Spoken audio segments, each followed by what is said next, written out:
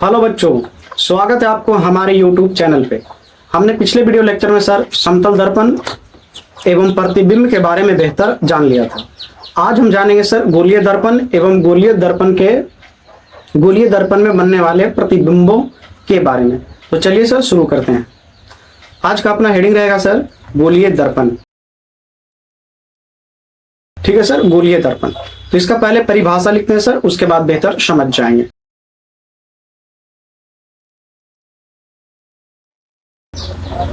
ठीक है सर, गोलीय दर्पण किसे कहेंगे? वैसा दर्पण जो किसी खोखले गोले का एक भाग हो सर। इसको ध्यान रखिएगा सर, खोखला गोला असल में क्या होता है।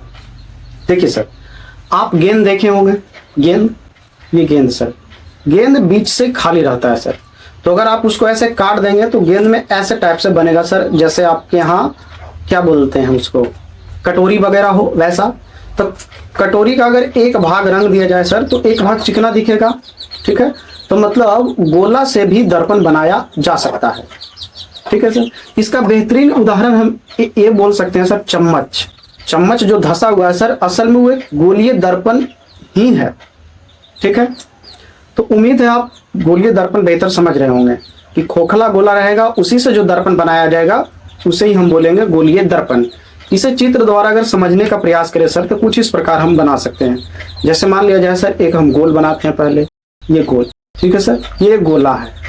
अब इस गोला को ना सर हम आपको तोड़ के बताते हैं ये किस तरीका से टूटेगा। अब जैसे मान लिया सर, इस गोला को तोड़ते हैं तो ये कुछ ऐसा टूटेगा। ठीक है, एक भाग ये रहा सर और एक भाग ये रहेगा। अब इसे ही ना सर हम बनाएंगे दर्पण, इसे ही बनाएंगे दर्पण। अब जो कि इस तरह की आकृति तो बार बार हम बना नहीं सकते, तो इस गोले के हम इस तरीका से बना सकते हैं, केवल शॉर्ट में सर ऐसे केवल कर देंगे। ठीक है, अब आप सब बेहतर जानते हैं दर्पण बनाने के लिए अपने को क्या करना होता है सर। तो दर्पण बनाने के लिए एक साइड इतना स्मूथ होना चाहिए कि अपना चेहरा उसमें दिख जाए और दूसरा भाग रंग देना होगा। तो ऐसा करेंगे सर, एक भाग रंगेंगे। ठीक है, ऐसा करते हैं, इसमें बाहर साइड रंग देते हैं। ठीक है, और ऐसा करते हैं, इसमें अंदर साइड रंग देते हैं। ये हमने दो प्रकार का दर्पण बना लिया। अगर इसमें रंगने का प्रयास करेंगे तो कुछ ऐसे रंग आएगा। ठीक है, और इसमें सर हमने बाहर की तरफ रंगा। तो मतलब ये है कि खोखले गोले से हम दो प्रकार के दर्पण बना सकते हैं सर। और इन दोनों का हम नाम रखते हैं, ये है सर अवतल दर्पण, अवतल दर्पण। ठीक है, जिसका बाहर साइड रंगा हुआ है सर, और इसे बोला जाएगा सर उत्तल दर्पण। ठीक है, अब आप ध्यान रखिए सर, जिधर हम डॉट डॉट दिए हैं उधर चेहरा नहीं देखेंगे सर, हम इसमें चेहरा देखेंगे इधर से और इधर इसमें चेहरा देखेंगे इधर।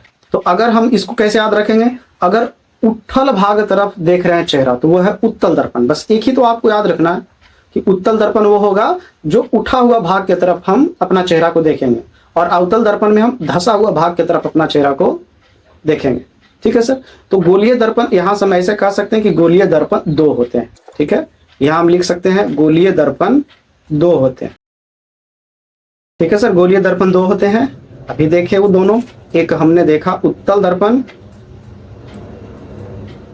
और एक हमने देखा अवतल दर्पण। ठीक है सर, उत्तल दर्पण और अवतल दर्पण आप देख के बताने योग्य होने चाहिए सर। ठीक है, ऐसा ना हो कि मान लिया जाए आपके सामने एक प्रश्न दे दे और आपसे पूछे ये बताओ कौन दर्पण है, और फिर एक सवाल आपको दे दे कि बताइए ये कौन दर्पण है। तो ये दोनों सेम है सर, ये दोनों के दोनों उत्तल दर्पण ही है।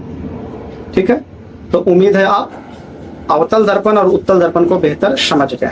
अब दर्पण में सर, गोलीय दर्पण में बहुत सारा पॉइंट पढ़ना होता है, उस चीज को हम देखेंगे सर। अब देखिए सर, गोलीय दर्पण में बार बार ऐसे बनाना क्या संभव है? नहीं। तो इसके लिए ना सर हम एक वृत्त ही बना लेंगे। ठीक है, और उसी वृत्त में हम समझने का प्रयास करेंगे। चलिए देखते हैं सर, लेते हैं एक वृत्त जैसा आकृति। ठीक है सर, ये हमने गोलीय दर्पण लिया। अब चूंकि ये गोलाकार है तो बीच में केंद्र भी होगा सर, सेंटर। ठीक है, और ऐसा करते हैं, यहां से हम एक रेखा गुजार रहे हैं। ठीक है, और इस रेखा का नाम हम रखेंगे सर प्रधान अक्ष। ठीक है सर, तो आप समझ गए प्रधान अक्ष किसे कहते हैं। अब यहां से हम बना रहे हैं सर दो ठो दर्पण, एक अवतल दर्पण एक उत्तल दर्पण। अब इस केंद्र को केंद्र ना बोलेंगे सर, अब चूंकि दर्पण बना रहे हैं, ऐसा करेंगे कि एक भाग इधर रख देते हैं, तब ना पता चलेगा कि ये दर्पण बन गया। एक दर्पण नहीं बनाया हमने, एक अंदर साइड। और जब हम खोखले गोले से दर्पण बना दें, तब इसके केंद्र को केवल केंद्र नहीं बोलेंगे सर, इसके केंद्र को बोलेंगे वक्रता केंद्र। ठीक है, ये रहा वक्रता केंद्र। और ये वाला जो भाग आप देख रहे हैं, ये रंगा हुआ भाग, रंगा हुआ भाग। ठीक है, और यहाँ रंगा हुआ भाग कौन है? ये रंगा हुआ भाग है, रंगा हुआ भाग। ठीक है सर, और ये इसका है समतल भाग, समतल भाग, और इसका ये है सर समतल भाग। ठीक है, तो उम्मीद है सर ये दोनों, और ये है अपना कौन दर्पण? उत्तल दर्पण, और ये वाला अपना है अवतल दर्पण। ठीक है, अभी ये देखिए सर, जो हमने प्रधान अक्ष बनाया वो दर्पण को कहीं ना कहीं काट रहा है सर। अगर आप ध्यान से देखें तो दर्पण एक यहाँ काट रहा है और यहाँ काट रहा है, तो इस बिंदु को बोला जाता है सर पी। पी यानी ध्रुव। ठीक है सर, इसे बोला जाता है ध्रुव। तो यहाँ इसे भी पी बोला जाएगा, पी यानी ध्रुव।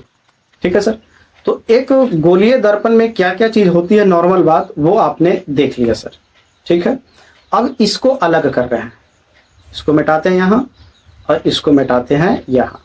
अब ये दोनों दर्पण हो गया सर अलग अलग। अब हम एक एक करके दोनों का अध्ययन करेंगे। तो चलिए सर, अपना पहले हेडिंग डाल लेते हैं अवतल दर्पण। अब अवतल दर्पण को स्पेशल देखेंगे।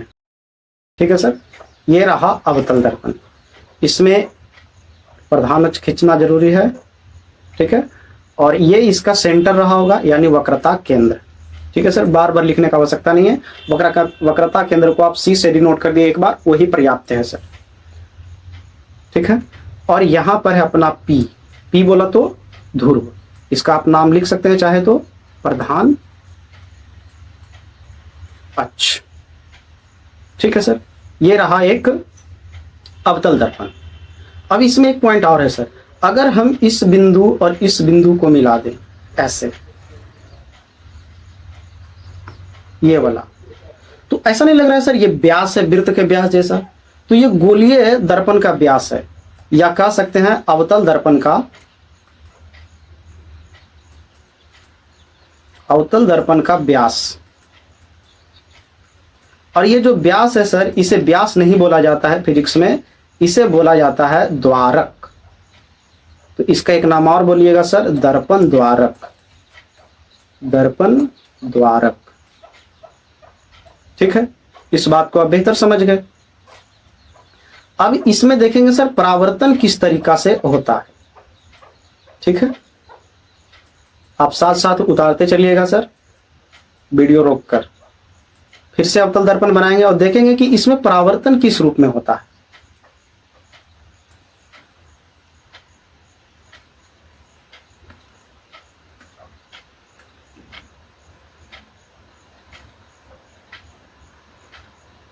ये सी, ये अपना पी, आधा मिटा देना पड़ेगा सर। ठीक है, ये रहा अवतल दर्पण। जैसे मान लिया जाए सर एक किरण गुजारते हैं ऐसे। ठीक है, अब चूंकि ये दर्पण है तो किरण का परावर्तन करेगा, दर्पण वही तो कर रहा था सर, किरण का परावर्तन। जब ये परावर्तन करेगा सर तो यूं ऐसे गुजर जाएगा, ऐसे। ठीक है सर, और एक गुजारते हैं इधर से। ठीक है सर, यह हमेशा ऐसा ही होगा सर कि जब हम अवतल दर्पण में किरणों को भेजेंगे दर्पण के सामने, तो जब भी किरण टकराएगा तो ये जहां से भी आवे सबको एक ही जगह से गुजरना पड़ेगा सर, एकदम फिक्स है, ऐसा ही होता है। ठीक है, आप ये ना समझिए कि आप ना जबरदस्ती मिला मिला के एक ही जगह पे कर रहे हैं, ऐसी कोई बात नहीं है सर। ठीक है, ऐसा ही होता है कि आप जहां से भी गुजारिए ये यहीं से ही गुजरेगा। और हमेशा यह देखा गया है सर कि सी और पी के मध्य, सी और पी के बीच में ही किरण काटता है सर। ठीक है, इसलिए ना सर इस बिंदु का एक नाम रखा गया, इस बिंदु का नाम रखा गया सर एफ। एफ यानी फोकस बिंदु। ठीक है, तो अब यहां पर देख रहे हैं सी वक्रता केंद्र है, वक्रता केंद्र, पी ध्रुव है, और एक हमने नई बिंदु का खोज किया सर, वो है एफ, इसे हमने एक नाम दिया फोकस बिंदु। ठीक है सर। और हमने और क्या बताया आपको अभी कि सी और पी के बीच में ही एफ है। इसका मतलब है कि जितना सी एफ है, ठीक है, जितना सी एफ है, जितना सी एफ है उतना ही पी एफ है। बीच में रहने का मतलब क्या, दोनों आधा आधा है। ठीक है। और अभी हम आपको बताएं सी यानी वक्रता केंद्र, तो हम ऐसे बोल सकते हैं सर कि सी पी क्या है, तो आर है त्रिज्या। क्योंकि अगर सी केंद्र है, वक्रता केंद्र यानी गोलीय दर्पण का केंद्र है, ऊपर देखिए सर, ठीक है, ये अगर ये केंद्र है तो यहां से यहां तक की दूरी क्या होगा सर, आर यानी वक्रता त्रिज्या। इसका मतलब सीपी क्या है, तो सीपी वक्रता त्रिज्या है। ठीक है सर। तो देखते हैं आगे और क्या होता है। ठीक है सर। तो सीपी आर है, तो ऐसे लिख सकते हैं कि ना, सीपी बराबर C F plus P F. और हम आपको अभी अभी बताए कि सीपी और सी एफ और पी एफ बराबर है। इसका मतलब ऐसे लिख सकते हैं सी एफ बराबर, नहीं, यहां ऐसे लिख सकते हैं सर कि सी एफ के जगह हम पी एफ लिख सकते हैं और पी एफ को यूं ही छोड़ देते हैं। अब आप सोच रहे होंगे कि इस सी एफ के जगह पी एफ क्यों लिख दिए, क्योंकि ये दोनों बराबर है तो एक दूसरे के जगह पे हम रख सकते हैं, इसमें कोई बड़ी बात नहीं है सर। आगे बढ़ते हैं अब। तो पी एफ हो गया सर 2pf, ये रहा सर सीपी यानी यार, आर, ये भी आर। और हम आपको अभी बताया सर कि एफ है फोकस बिंदु। तो एक नई बात और ध्यान रखिएगा सर, पी एफ जो आएगा, यहां से यही लिख देते हैं, पी एफ जो आएगा वह r/2 आएगा, पी एफ, क्योंकि ये इधर आएगा भागा में तो बट्टा 2, ये रहा पी एफ। अब ये पी एफ जो आया है वह आर का आधा आया।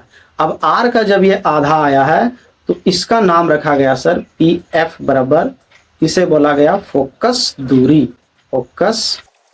फोकस दूरी। ठीक है। और फोकस दूरी को डिनोट करेंगे एफ से। तो इस सूत्र के अनुसार हम क्या लिख सकते हैं सर, आर बराबर 2f, या इसे लिख सकते हैं एफ बराबर r/2। ठीक है सर। तो हमने फोकस बिंदु जाना सर और आर फोकस दूरी में संबंध जाना। एक बात और यहीं पर, अभी जो हम सीपी बराबर, नहीं सीपी नहीं सर, पीएफ बराबर एक हमने नाम दिया सर ऊपर, फोकस दूरी। अब ऐसे देखिए सर, यहाँ पर पीएफ को ही हमने फोकस दूरी क्यों कहा, आते हैं थोड़ा ऊपर, ये सर, ये हमने पीएफ को ही फोकस दूरी क्यों कहा, हमने सीएफ को क्यों नहीं कहा, क्योंकि ना सर दर्पण में सारा चीज जहां नापना रहेगा, ठीक है, 4 मीटर 5 मीटर या 1 सेंटीमीटर 2 सेंटीमीटर, जो कुछ भी मापना रहेगा सर वो ध्रुव से ही मापा जाएगा। इसलिए हमने P से C की दूरी, ये है वक्रता त्रिज्या, तो इसलिए R बोला। तो इसीलिए सर P से F की दूरी को हमने बोला फोकस दूरी। हम C से F की दूरी को फोकस दूरी नहीं बोलेंगे, हम P से F की दूरी को फोकस दूरी बोलेंगे। तो इस बात को आप ध्यान रखिएगा कि दर्पण में जितनी भी दूरियां मापना रहेगा सर वो हम ध्रुव से मापेंगे। ऐसे इस बात को हम आगे पढ़ेंगे जब हम दर्पण का चिन्ह परिपाटी पढ़ेंगे तब। ठीक है, अभी इतना रहने दीजिए सर, इतना पर्याप्त है समझने के लिए। ठीक है, तो हमें नहीं लगता ये PF बराबर फिर से लिखने का आवश्यकता है। हाँ, लेकिन एक चीज और लिख सकते हैं सर कि फोकस दूरी का क्या परिभाषा हो सकता है, तो होता है सर, चलिए देखते हैं। फोकस दूरी लिखिए। ठीक है सर, फोकस दूरी का परिभाषा क्या हो सकता है, अवतल दर्पण में, अब चूंकि अवतल दर्पण पढ़ रहे थे तो अवतल दर्पण लगाएं। अवतल दर्पण में प्रकाश किरणें परावर्तन के बाद, ऊपर भी देखते चलेंगे सर साथ में। ठीक है, अवतल दर्पण में प्रकाश किरणें, आप अपना लिखा हुआ परिभाषा मिलाए सर। परावर्तन के बाद, देखिए परावर्तन हुआ है, और परावर्तन के बाद दर्पण को दर्पण के प्रधान अक्ष को जिस बिंदु पे काटा है सर उसी बिंदु को बोला गया है फोकस बिंदु, और फोकस बिंदु से ध्रुव तक की दूरी को बोला गया है सर फोकस दूरी। ठीक है, फोकस बिंदु से ध्रुव तक की दूरी को बोला गया है फोकस दूरी। तो उम्मीद है सर इस परिभाषा को आप बढ़िया से रिलेट कर पा रहे होंगे। ठीक है, तो एक बार हम आपको पढ़ के बता देते हैं। अवतल दर्पण में प्रकाश किरणें परावर्तन के बाद प्रधान अक्ष को जिस बिंदु पर काटती है उस बिंदु को फोकस बिंदु कहते हैं। फोकस बिंदु से ध्रुव तक की दूरी को हम कहते हैं फोकस दूरी। ठीक है सर, तो उम्मीद है सर आप फोकस दूरी अवतल दर्पण में किसे कहते हैं या फोकस बिंदु किसे कहते हैं बेहतर समझ गए हैं। अब आगे देखेंगे सर, अब देख लेते हैं अवतल दर्पण को। अवतल दर्पण नहीं सर, उत्तल दर्पण को। अवतल दर्पण तो देख ही लिए। ठीक है सर, देखिए सर, प्रतिबिंब में दर्पण में प्रतिबिंब कैसे बनेगा सर, उसे आप फिलहाल छोड़ दीजिए। ठीक है, आगे अगली कक्षा में हम बेहतर देख लेंगे। फिलहाल एक एक करके दर्पण पहले समझ ले सर, उसके बाद चीजों को समझना काफी आसान है। हम आपको खुद कॉपी पे बना के बताएंगे सर कि दर्पण में किस गोलीय दर्पण में किस तरीका से प्रतिबिंब बनता है या कैसे कैसे कहाँ कौन सी रेखा जाती है। ठीक है, एकदम हाथों से बना के दिखाया जाएगा सर। तो फिलहाल आप जितना पढ़ रहे हैं उस पर केवल ध्यान दीजिए। तो चलिए सर बनाते हैं उत्तल दर्पण। ये केंद्र रहा सर सी, इसको मिटाते हैं एक साइड। ठीक है सर, एक साइड रंगना पड़ेगा। उत्तल दर्पण में नीचे साइड रंगना पड़ता है सर, इस बात का आप ध्यान रखिएगा। ये हमने रंग दिया, ये अपना P है, P यानी ध्रुव। बार बार लिखने का आवश्यकता नहीं सर, आप बेहतर समझते हैं इस बात को। इस बात को भी समझेंगे सर, ये वाला जो दूरी है ये हम आपको बता चुके थे, ये असल में बोला जाता है इसे दर्पण द्वारक, जैसा कि हमने ऊपर देख चुका था सर। ठीक है, तो बार बार इस चीज को देखने की आवश्यकता है नहीं। ठीक है, अब देखिए सर, इसको थोड़ा बीच में लाते हैं यहाँ। अब यहाँ ध्यान से देखिए सर, क्या आप इस दर्पण में चेहरा यहाँ खड़ा होकर देखेंगे? नहीं देखेंगे। आप यहाँ क्यों देखेंगे? ये भाग तो रंगा हुआ, इधर आपका तो चित्र बनना है नहीं, तो इधर अपना चेहरा देखने से कोई मतलब है नहीं। तो हम अपना चेहरा मुख्य रूप से कहाँ से देखेंगे सर? इधर से देखेंगे। ठीक है, इधर से। तो मतलब यह कि प्रकाश की किरणें हम कहाँ से गुजारेंगे? इधर से। तो ये हमने गुजारा सर प्रकाश की किरणें, पहला किरण, ये हमने गुजारा दूसरा किरण। ठीक है, और भी किरण ले लेते हैं, तीसरा किरण और ये चौथा किरण। अब इन किरणों का क्या होगा? तो जिधर ढाल रहता है ना सर, उधर किरणें जाने का प्रयास करता है। अब देखिए, ये किरण जाने का प्रयास करेगा। ठीक है, ये किरण जाने का प्रयास करेगा सर इधर, और ये वाला किरण करेगा इधर, और ये वाला किरण करेगा सर इधर। ठीक है, कुछ ऐसा होगा। और ये सब किरणें ना सर एक ही जगह पर आकर मिले, काल्पनिक रूप से मिलाइएगा, क्योंकि किरणें परावर्तन होकर तो इधर चला गया। ठीक है सर, ये हम परावर्तन कराए, लेकिन मुख्य रूप से क्या है प्रधान अक्ष को काट पाया? नहीं, काल्पनिक रूप से काटा है। लेकिन काटा है क्योंकि अपने को फोकस बिंदु चाहिए। अब परावर्तन के बाद किरण दर्पण में, खास करके गोलीय दर्पण में सर, परावर्तन के बाद जब भी काटेगा तो वो फोकस पर ही काटेगा, ये नियम है सर। तो ये वाला बिंदु पता चल गया कि ये अपना फोकस है। फिर वही घटना आएगी जो हमने अवतल दर्पण में देखा था। तो यहां पर भी हम लिख सकते हैं ऐसे, P यहां पर है, P यहां पर है सर ध्रुव, और वही अपना C है वक्रता केंद्र। ठीक है, और C और P है सर वक्रता त्रिज्या। वक्रता त्रिज्या जो खोखले गोले का त्रिज्या, वही गोलीय दर्पण का त्रिज्या। ठीक है सर, हर परिभाषा को रटने की आवश्यकता है नहीं। अब कितना रटेंगे? गोलीय दर्पण का अधि वक्रता त्रिज्या, वक्रता केंद्र। ठीक है, तो आप समझ लीजिए पर्याप्त। ना ही आपसे सवाल पूछा जाएगा कि वक्रता त्रिज्या किसे कहते हैं, तो आप बोल दीजिएगा खोखले गोले का, जिस खोखले गोले का गोलीय दर्पण भाग होता है, उसी खोखले गोले के वक्रता त्रिज्या को वक्रता त्रिज्या कहते हैं, और उसी के केंद्र को हम वक्रता केंद्र भी कहते हैं। ठीक है, यानी बड़ा आर। ठीक है, यहां लिखा गया। आगे बात करते हैं सर। एक नई बात क्या आई, हमने देखा कि एफ क्या है सर? तो फोकस बिंदु है। ठीक है, और अभी अभी हम आपको बताए कि सी और पी के बीच में ही आता है फोकस बिंदु। तो हम ऐसे लिख सकते हैं यहां से, सी एफ बराबर पी एफ। तो सी पी बराबर क्या लिख सकते हैं? C F plus P F. ठीक है सर, तो और यहां से लिखा जा सकता है सी पी बराबर सी एफ, और पी एफ चूंकि बराबर है तो हम सी एफ के जगह पी एफ लिख सकते हैं। अब आप सोचेंगे पी एफ ही क्यों? क्योंकि दूरियां सब हम ध्रुव से ही मापते हैं, इसलिए। तो सी पी बराबर आ गया सर 2pf, और अभी हमें आपको बताए कि सी पी आर बता रहा है, और 2 तो 2 रहा सर, और पी एफ यहां ऐसे लिख सकते हैं, चूंकि पी एफ को हम छोटका एफ से डिनोट करेंगे, जो बताएगा फोकस दूरी को। ठीक है, इसका नाम रखा जाएगा सर फोकस दूरी। ठीक है, ऊपर भी देख लेते हैं सर, क्या हमने लिखा था यहाँ फोकस दूरी। हाँ सर, हमने लिखा था फोकस दूरी। तो यहाँ लिख सकते हैं r बराबर 2f, या इसी को ऐसे लिख सकते हैं सर, f बराबर r/2। इस फार्मूला को भी आप ध्यान रखिएगा, ठीक है सर। अब क्या हम उत्तल दर्पण में फोकस बिंदु या फोकस दूरी का परिभाषा दे सकते हैं? दे सकते हैं सर, कोई बड़ी बात नहीं, लिख सकते हैं इसका परिभाषा। इसका परिभाषा कुछ इस प्रकार लिखा जाएगा सर, उत्तल दर्पण में फोकस बिंदु, उत्तल दर्पण में फोकस बिंदु, ठीक है। देखते हैं,